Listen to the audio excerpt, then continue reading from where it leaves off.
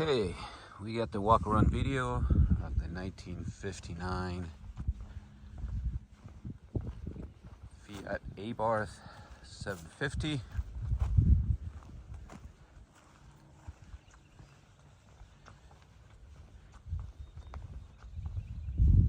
Thanks to KT allowing us a couple more days to make it back on time to get this video before auction ends. So I will try to point out any imperfections or anything that we can see easier in person than in pictures throughout the panels, starting from the front left fender. There's a couple of scratches there. The bright work shows some age.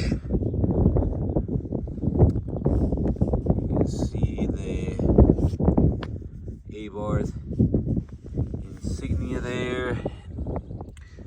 Wheel is in nice shape. The body work does not show any type of bundle. It's nice and thin, the metal,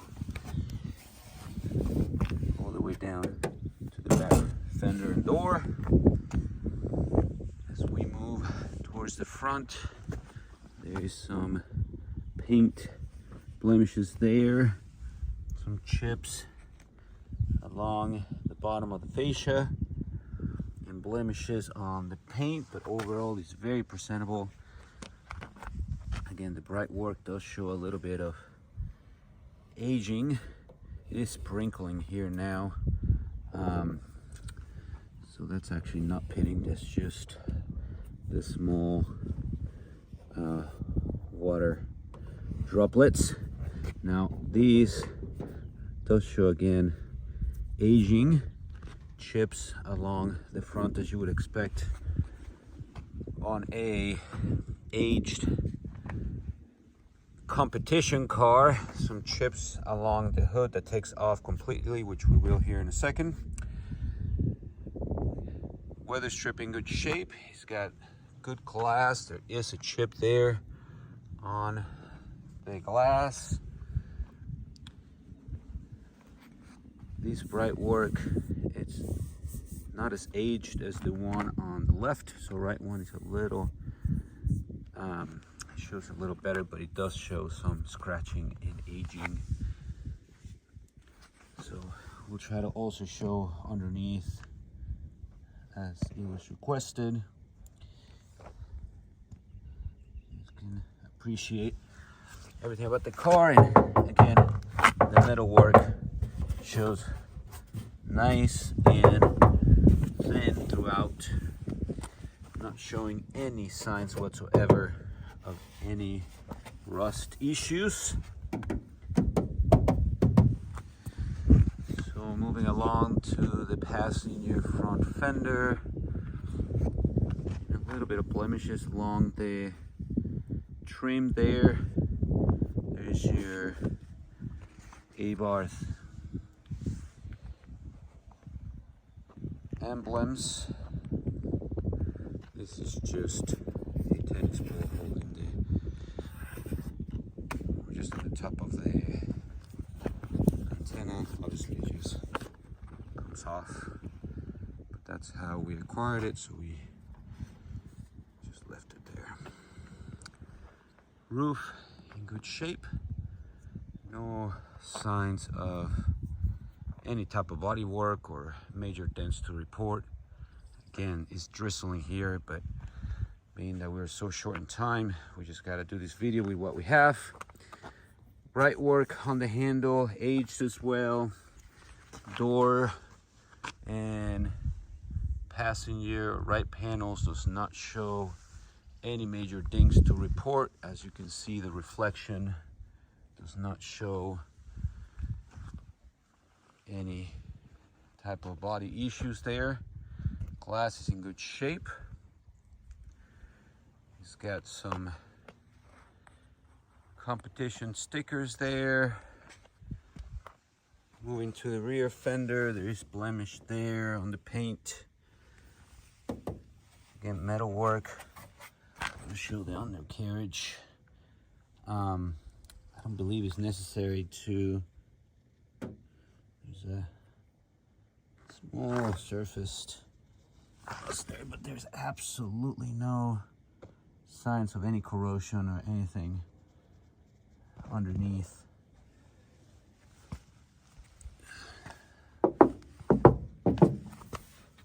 Very nice and thin metal there, showing what it appears to be its original and unmolested body. Moving on to the rear, same expected blemishes on the paint from a car that has been campaigned. There is blemish there on the lid, the rear engine lid, from being stressed right there on the supports.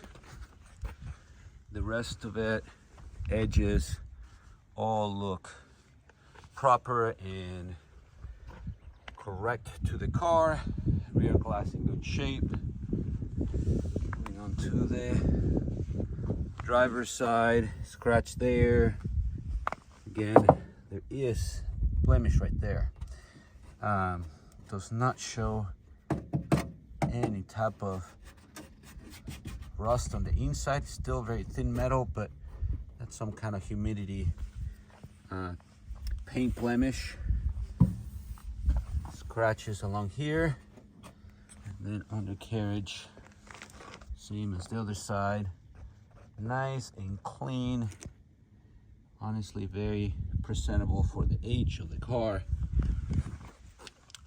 This side, no major dents that pop or we can easily see. There is some scratches along the trim brightwork. These are blemishes on the paint, some scratches there, and overall a very presentable car. Okay, well, now that we have it on the wide angle, we can go back to the underneath and we may be able to appreciate it better without having to lift it or put it on a lift. So I'll go around with the wide angle on the undercarriage, and then we'll look through the inside. Engine, very presentable and clean undercarriage. Okay, so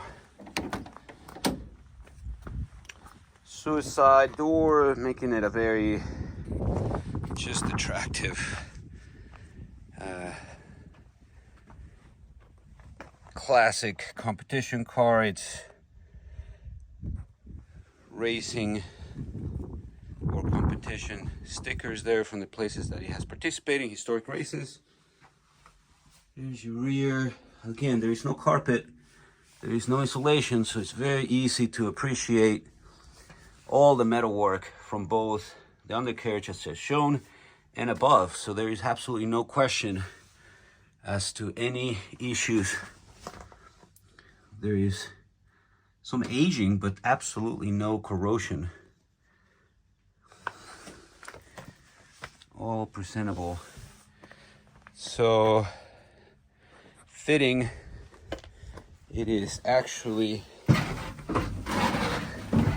with that suicide door, it's easy to get in and out, and the seat certainly holds you snug.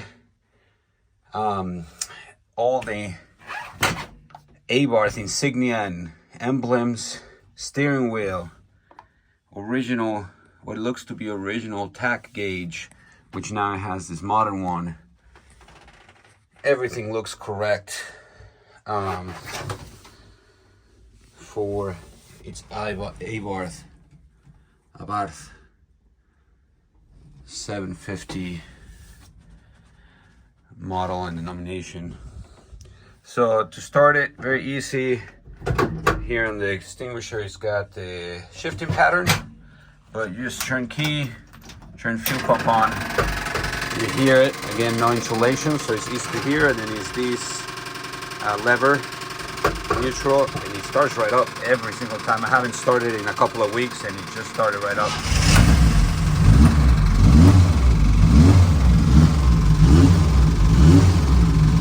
Got a very healthy sound to the motor. It's nearly a cold start. Literally just pulled it out of the car barn and parked it where I could take this video. But it started at the first try.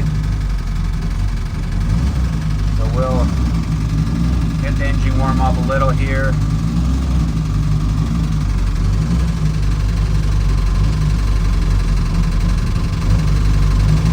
Get it to properly idle, and then we can show the engine and get the drive along. So I'm keeping it barely with my foot there, just keeping the RPMs to where the car is warming up. That non-original temperature gauge properly works. I don't believe the original center gauges of the tachometer works. The old Jagger tachometer, but the modern competition tachometer properly works. This appears to be the original seat, I would assume. At least the upholstery shows that it could be. Got a very, very healthy and attractive sound to that small engine. Let's see if we can get it to temperature gauge coming up just slightly.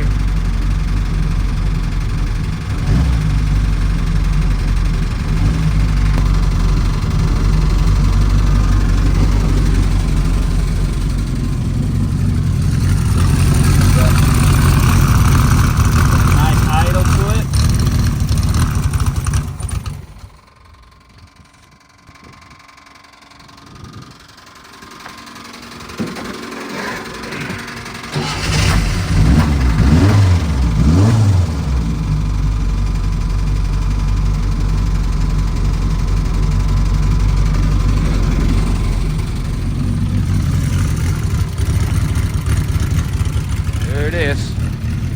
So we'll get the drive along video uploaded, and we'll be here to answer any further questions.